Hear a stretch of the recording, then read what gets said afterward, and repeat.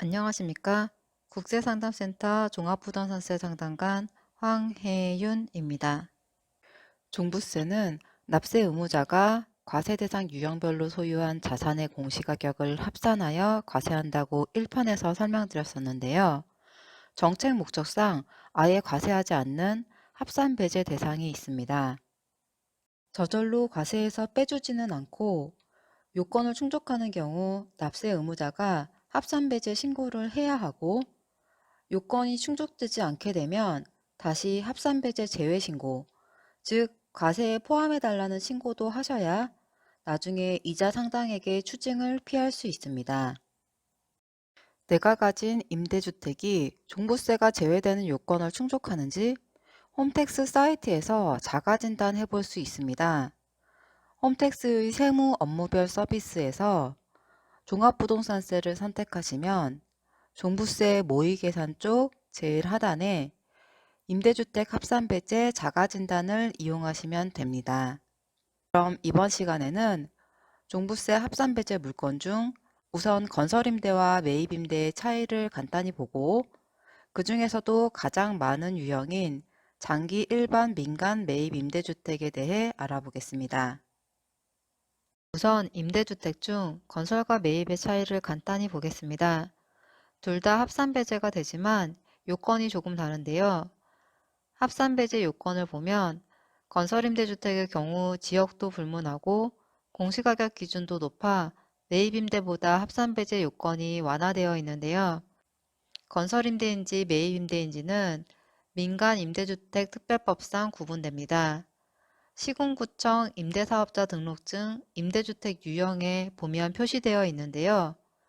주택건설사업자가 사업계획 승인을 받아 사용 승인일까지 미분양된 주택인 경우 외에 일반적인 경우는 소유권 보존 등기 전까지 건설임대로 등록하여야 건설임대주택에 해당하고 그렇지 않으면 자기가 직접 건설하였다 하더라도 매입임대주택으로 분류됩니다.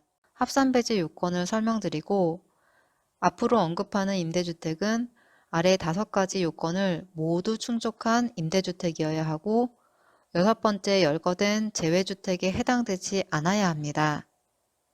합산배제 신고 후 요건을 충족하지 못하게 된 경우는 합산배제에 따른 경감세액과 이자 상당액, 현재는 연간 약 8% 정도의 이자 상당액을 포함하여 추징당합니다. 다만 임대료 제한 요건은 못 지킨 해와 그 다음 해 2년간만 추징됩니다. 요건을 하나씩 살펴보겠습니다. 첫 번째는 과세 기준일 6월 1일 현재 임대 중인 상태여야 하고 두 번째, 합산배제 신고하려는 그 해의 9월 30일까지 시군구청의 임대사업자 등록과 세무서의 주택임대업 사업자 등록을 마쳐야 합니다. 둘 다 등록된 상태여야 합니다.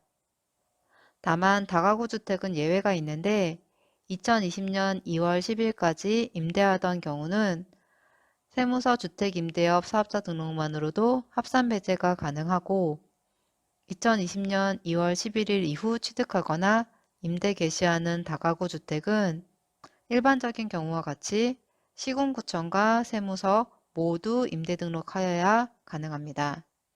자, 9월에 합산배제 신고 안내문을 받았는데 6월 1일 현재 임대 중인 상태고 가격 요건은 해당된다면 임대 등록을 하고 합산배제를 받을지 말지 고민되실 겁니다.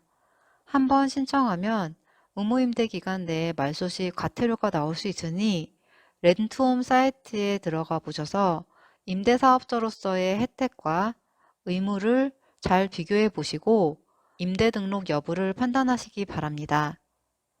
만약 임대 등록하기로 결정하셨다면 임대사업자 등록 신청은 렌트홈 사이트나 시군구청에 방문하여 할 수 있는데 지자체의 등록 처리 기간은 통상 접수일로부터 5일이 소요된다고 합니다.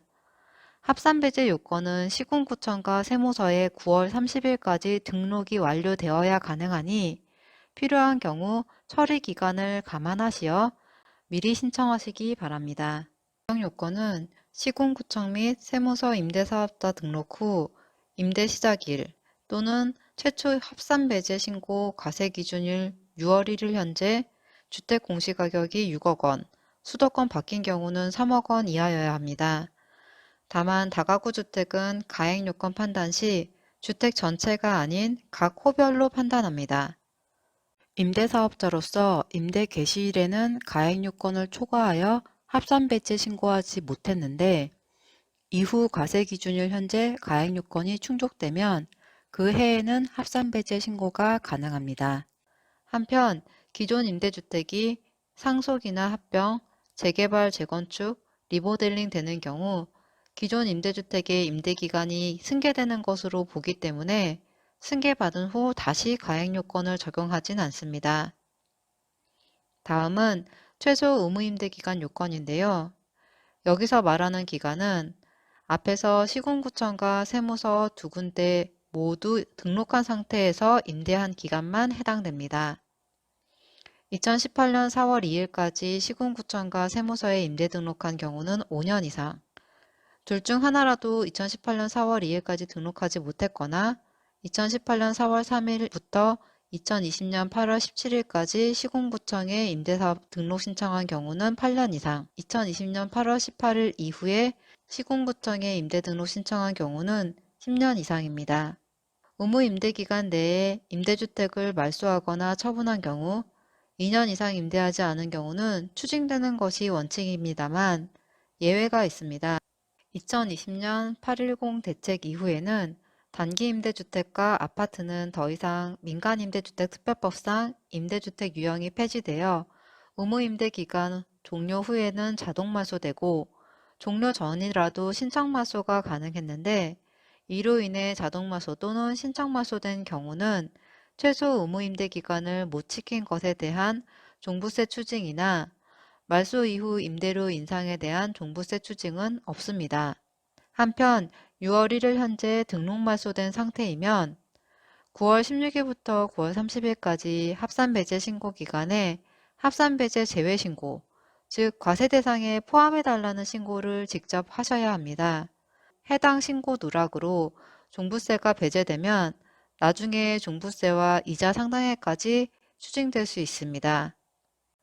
한편 앞의 사유로 임대 등록 말소된 경우라도 과세 기준일 현재 임대 중이고 아직 가격 요건이 해당되며 아파트가 아닌데 앞으로 10년간 임대사업자로서 의무를 준수하며 임대할 생각이 있다면 9월 30일까지 다시 주택임대사업자로 등록하고 합산배제 신고를 하여 합산배제를 받을 수 있습니다. 다음은 임대료 인상 제한 요건입니다. 이 부분은 2019년 2월 12일 이후 체결한 표준 임대차 계약을 기준점으로 그 이후 체결한 임대차 계약부터 5% 이내 임대료 증가율을 지키면 되는데요. 계약 체결일 또는 증액 후 1년 이내에는 증액을 하면 안 됩니다. 보증금이 변동된 경우 임대료 증가율이 5% 이내인지 여부는 렌트홈 사이트 임대료 계산에서 변경 전 월세와 보증금, 변경 후 월세와 보증금을 넣어 계산해 보시면 됩니다. 다음은 정책 목적상 앞의 5가지 요건을 모두 충족해도 무조건 종부세를 과세하는 유형, 합산배제 제외주택입니다. 여기서 중요한 체크포인트가 있는데요. 첫 번째와 두 번째 제외주택은 과세 기준일 현재 조정대상 지역이어야 하는데 작년부터 조정대상 지역이 해제되기 시작해서 2023년도 6월 1일 현재 조정대상 지역은 서울의 서초구, 강남구, 송파구, 용산구 4개 구밖에 없고 나머지 지역은 모두 조정대상 지역이 해제된 상태입니다.